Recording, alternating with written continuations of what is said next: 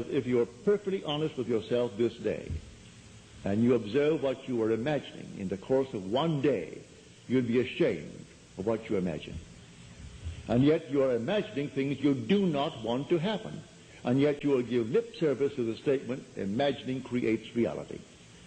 And then 1 moment later, a friend of mine up in San Francisco, she was a friend of a mutual friend, and they didn't get on very well, only at moments. One night, riding with her, we went down, maybe 75 miles down the peninsula for a dinner. Lovely dinner, and all the way back, this very, very heavy fog. You could hardly see a few yards before you. And she was talking of this friend of mine, who she claimed to be a friend of hers. And she would rant against this woman, so and so and so. I wouldn't even print it. You couldn't print it. It burned the page. And then at the end of her statement, she would say, God bless her soul. She kept up the entire 75 miles, blasting this woman, and then she would qualify the whole thing, and it was all forgiven. God bless her soul. So she is still here. The other one has gone from this little section of time, and she's still playing the same part, using her imagination in every way she doesn't want in this world. And things went from bad to worse in her world. And they're still that way. And she can't for one moment believe she is the cause of the phenomena of her life. Oh no, she can't for one moment. And yet I had one long 75-mile drive with her, where it would take a whole lifetime to reap that harvest. What she said in that long drive from dinner back home. So man has a very weak memory, and he doesn't remember when he did these things. But there's a depth in man who does not forget. Be warned in Galatians, be not deceived. God is not mocked. As a man sows, so shall he reap.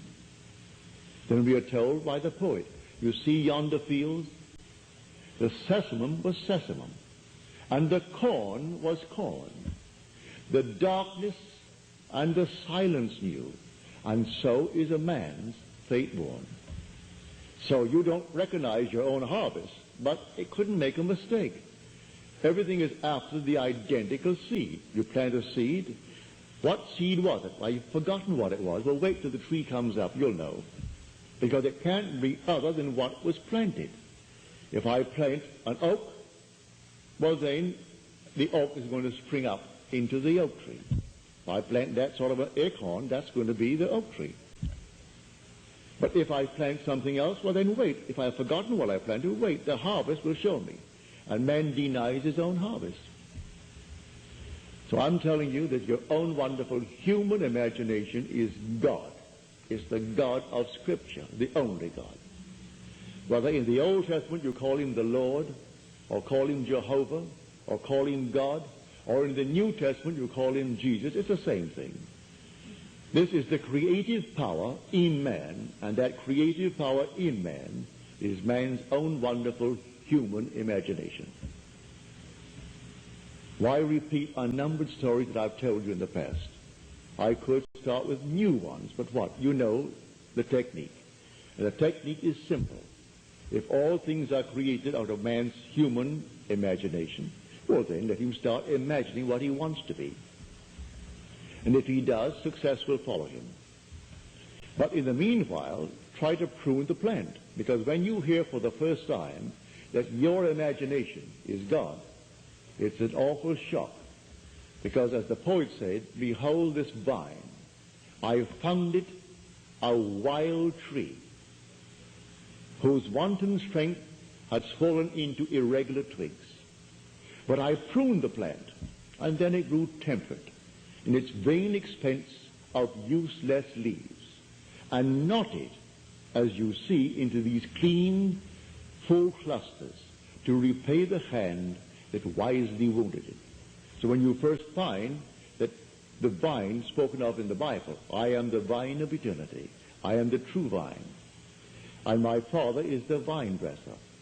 And you discover, well, that vine is my imagination.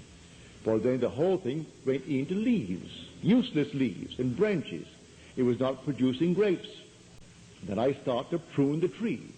by observing what I'm imagining in the course of 24 hours. It becomes a habit. Then the next day, I do a little bit better. The third day, better still. By the end of a week, I am in the habit now of watching what I'm imagining. And don't wait, instantly prune it. Stop it. Stop imagining. Don't indulge yourself. I have heard people say to me, but just one more second. It's such a pleasant thing to tell him off. And so in his mind's eye, he is telling off someone, all in his imagination, knowing he's going to reap the fruit of it. Now, if you know that, you aren't going to simply spend an extra 5 seconds of precious time in finishing that emotion.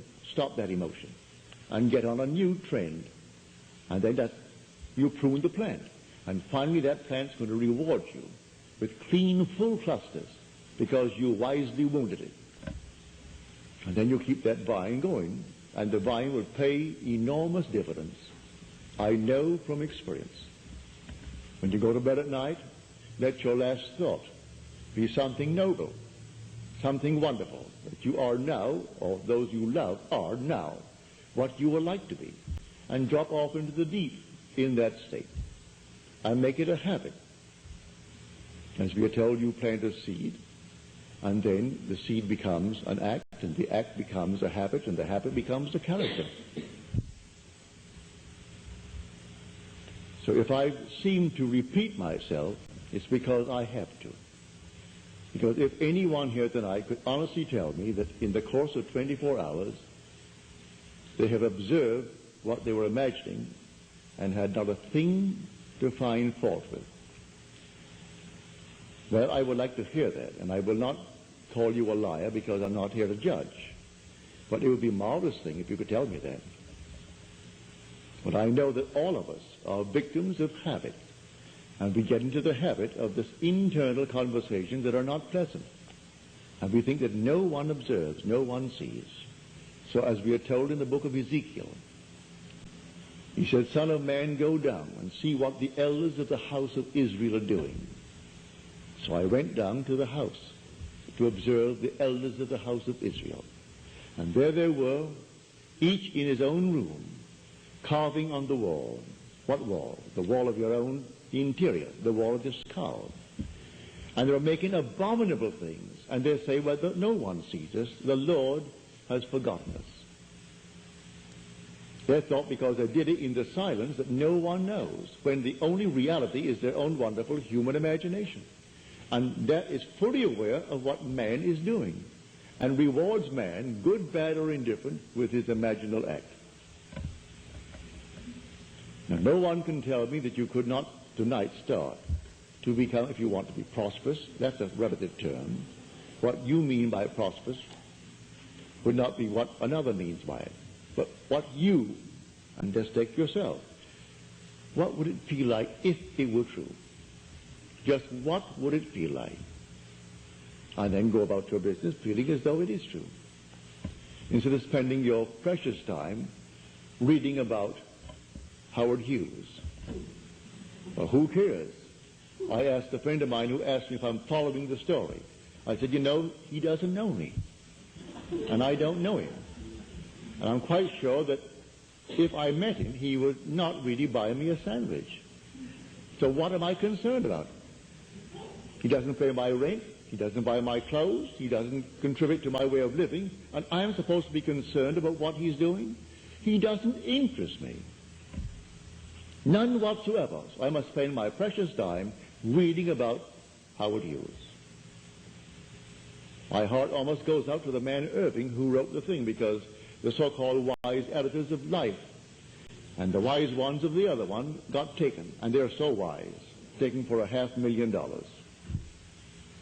And so I'm not saying that I would want to duplicate it in my life, but it almost serves them right to pull that upon the people and throw it. Who cares about Hughes, really? What is his contribution to life? So he has made $2 billion. So what? Hasn't bought you a dinner? Hasn't done anything for you. And so what is your concern? You take the story of Scripture, see it as it really was intended in the beginning to be seen, that your own wonderful human imagination is the God spoken of in Scripture. And by him all things were made, and without him was not anything made that is made. Start right in this room. You're wearing clothes. You're sitting on chairs.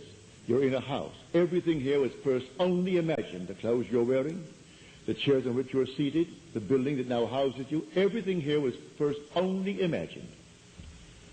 And then it becomes an objective fact. So objective reality is solely produced through imagining. Now you want to objectify something entirely different from what you have so far. Well, now change the imaginal act. To attempt to change circumstances before I change the imaginal activity is to struggle against the very nature of things. I can't do it because my imaginal activity is producing the objective realities.